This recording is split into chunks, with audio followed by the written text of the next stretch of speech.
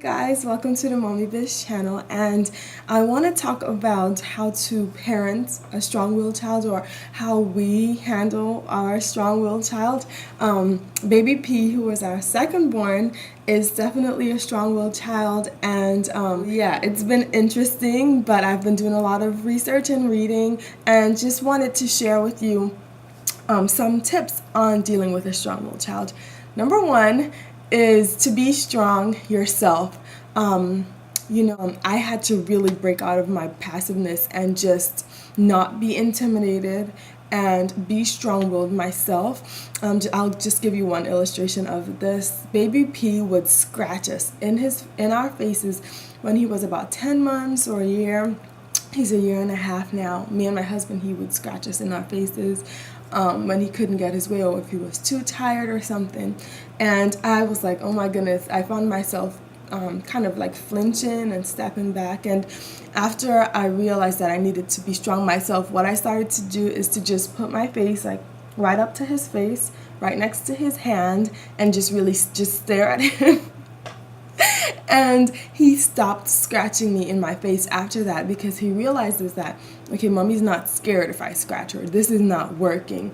And so one is to not be intimidated and to be strong yourself. The second one is consistency. And I think this goes with any child, not just a strong-willed child, because any personality would push the limits. And so to be consistent, for instance, what I do is I count to 3. I saw my sister-in-law doing this, and I started to count to 3. If I'm calling them to me, or if I'm trying to get them to do something, or if they're acting up, I just count 1, 2, 3. And I hate like spanking them at the end, so I would say 2, 2 1/3, 2 1/2, 2 3/4, because I just wouldn't want to spank them at the end. But they get it. Like after 3, I have to be consistent. I have to hold myself to what I say. And if I get to 3, I have to give them a swat on the butt, and I just pop them. Yeah, be consistent. Whatever you say has to go.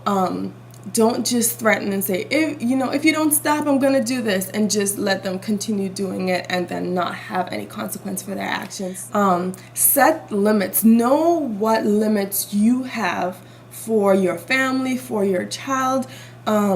My limits are I don't like talking back and just rudeness or any form of just like, yeah, it's just something. It has to be probably like the Caribbean in me or something, but you just don't talk back. You're not rude. You don't roll your eyes and all those things. So that's kind of my limit. So I try to discipline my children within my limit. Offer choices. This really helps, offering choices. I started to offer choices first to VJ when I went to a class called Love and Logic. You can Google Love and Logic, and pretty much the premise is to offer choices to children. Children are pretty much smart enough to know how to choose, and if we always tell them what to do, always figure out everything for them, it takes away from their independence. And so in some ways I allow my strong-willed child to choose. For instance, yesterday we were playing. He wanted to dominate. He wanted to dominate what we were doing, and he was just being very strong, wanting to take away things from his brother, and just just being strong-willed. And I said, well, do you want to play nice, or do you want to go to your room? And allowing kids to make choices circled with what you actually want them to do.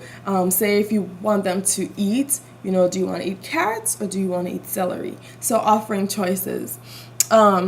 Be calm is another one. Being calm and firm, I believe, is the way that I kind of work with him.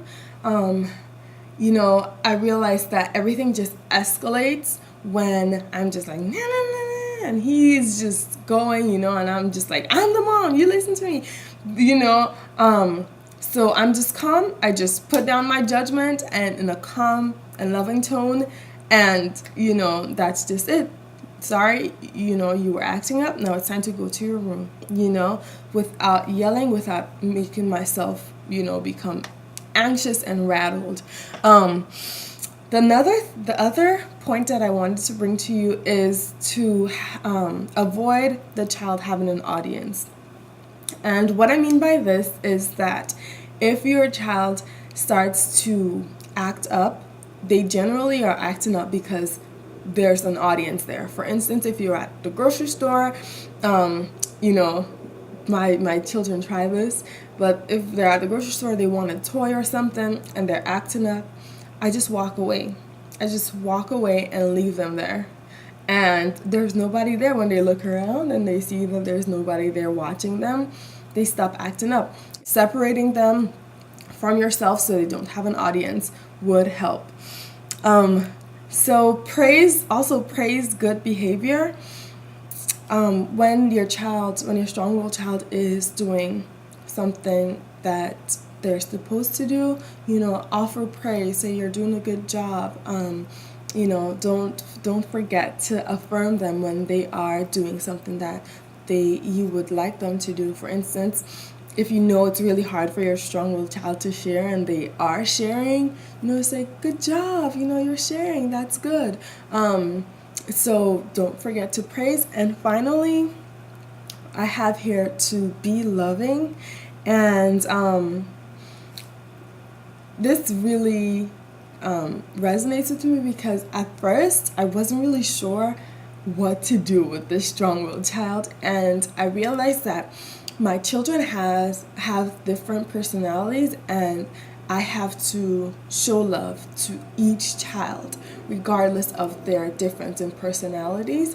And so to be loving, after baby P stops crying, and if he got a swat on his butt or something, or I put him aside and he's fussing, after he stops crying, I take him, I hug him, I let him play, just show him that I still love him, I just didn't like what he did. Yeah, those are the tips on dealing with a strong-willed child.